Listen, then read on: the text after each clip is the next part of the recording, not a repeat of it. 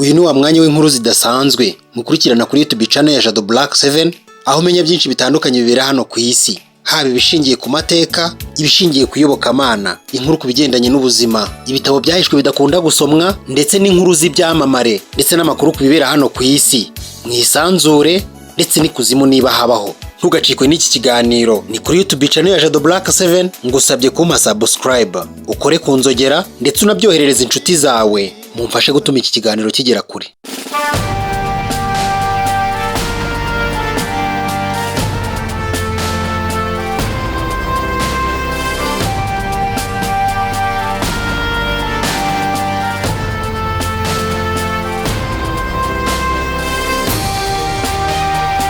Kuri uyu munsi wa tariki 14 z'ukwezi kwa kabiri tugiye kubagezaho amateka y'umunsi w'abakundana witiriwe Saint Valentin.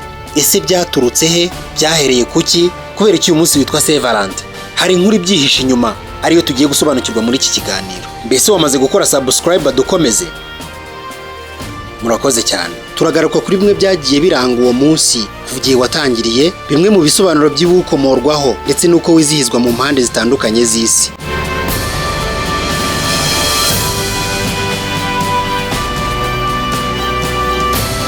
Umunsi w'abakundana witiriwe Saint Valentin wizihizwa tariki 14 Gashyantare buri mwaka. Uwo munsi urangwa nuko abakundana bibuka urukundo rwabo, bagasangira, bagasohokana, cyane cyane bagahana impano zitandukanye ziganjemo indabyo. Umunsi wa Saint Valentin wakomotse ku mupadiri w'umunyaromani witwa Valentin, wabayeho ku gihe cy'umwami w'abami Claudius wa kabiri ahagana mu myaka ya 269 na 273 mbere y'ivuka rya Yesu Kristo. Muri icyo gihe tariki ya 14 Gashyantare habaga umunsi mukuru wo kwizihiza umwamikazi Juno wafatwaga nk'imana y'abagore. Abasore bandikaga amazina y'abakobwa bari mu kigero kimwe bakayashyira mu kintu, umusore yazamura izina ry'umukobwa guhera ubwo akamuherekeza bakajya kwizihiriza uwo munsi hamwe. Ngo ibyo byatumaga abakobwa bahura n'abasore kuko mbere byabaga bibujijwe, ubucuti bwabo bugakomera bukavamo no kubana ubuziraherezo.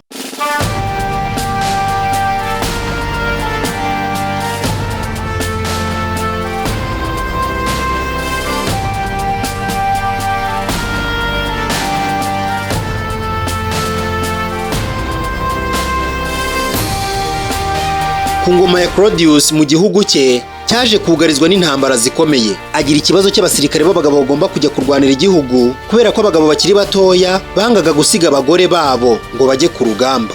Umwami Claudius yahise afata icyemezo cyo guhagarika gushaka, ariko Saint Valentin ntiyabyakira neza. Afatanyije na Saint Marius batangira gusezeranya abantu bashaka kubana mu ibanga. Amakuru yageze ku mwami Claudius, ararakara cyane, ategeka ko Padiri Valentin afatwa agafungwa. Padiri Valentin yarafunzwe, akatirwa urwo gupfa, akubiswa amahiri ndetse akanacibwa umutwe. Ngo igihe yari ategereje iherezo rye, abantu bazanaga indabyo n'ubutumwa byo kumukomeza bakazinyuza mu idirishya.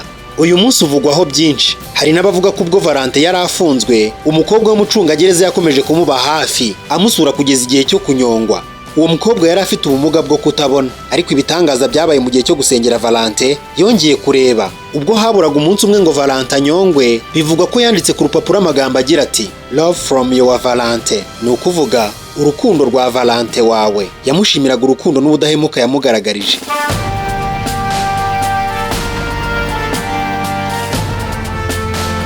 Ku munsi wa Saint Valentin abasore n'inkumi bakundana cyangwa se couple bahana impano zitandukanye ziganjemo impapuro zanditseho imitoma. Impano zifatika nk'indabo z'amaroza atukura. Ubusanzwe avuga urukundo rugurumana. Aha bivugwa ko buri mwaka kuri Saint Valentin hoherezwa amakarita agera kuri 1.5 miliyari.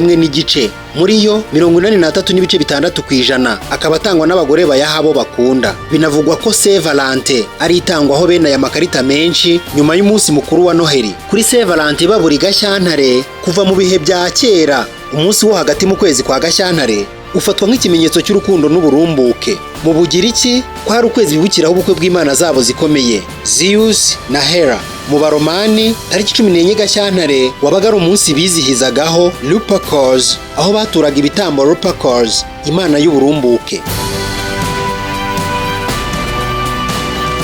Ese Saint Valentin ninde? Muri Kiliziya Gatolika habayeho ba Saint Valentin batatu batandukanye bagiye bagirwa batagatifu kubera ukwemera kwabo kutajegajega kwatumye bicwa nk'abahowe Imana, bakicwa n'ingoma z'igitugu zayoboraga Roma muri icyo gihe. hari mu kinyejana cya gatatu. Muri aba ba Valente babayeho, uwa mbere ni Valente wa Roma. Uyu yari padiri, yicwa mu kinyejana cya gatatu azira ukwemera kwe, ashyingurwa i Roma hafi y'inzira yitwa Via Flaminia. Valente wa kabiri ni Valente wa Terni, we yari umwepiskopi cyangwa se bishop, nawe akaba yarishwe agashyingurwa i Roma hafi y'inzira yitwa Via Flaminia. Naho Valente wa gatatu ni uw'umumatiriri wo mu majyaruguru ya Afurika, uyu nawe yarishwe ariko amateka ye ntazwi neza. Muri aba ba Valente batatu, uwitirirwa uriya munsi ni Valente w'i Roma. Bivugwa ko ku ngoma y'umwami w'abami Claude w'umugome, Roma yari mu ntambara abaturage batakundaga, maze afata icyemezo gikomeye ko nta musirikare uzongera gushaka. Ibi byatumye Valente w'i Roma akomeza gusezeranya rwihishwa bakundanaga mu ibanga, harimo n'abasore b'abasirikare, nyamara umwami yari yaratanze itegeko ko nta musirikare uzongera gushaka umugore. Byaje kumenyekana ibukuru, Valente arafungwa. Ku munsi wo kunyongwa we hari tariki 14 Gashyantare, yoherereza umukobwa wari ufite se wacungaga iyo gereza agapapuro kanditseho ngo biturutse kuri Valente wawe. Uwo mukobwa bivugwa ko Valente nawe yamwiyumvagamo. Uko niko Valente yagizwe umurinzi w'abakundana, le patron des amoureux, biturutse ku ibaruwa yanditse irimo urukundo ndetse no gufungwa akananyongwa azira guharanira uburenganzira bw'abakundana.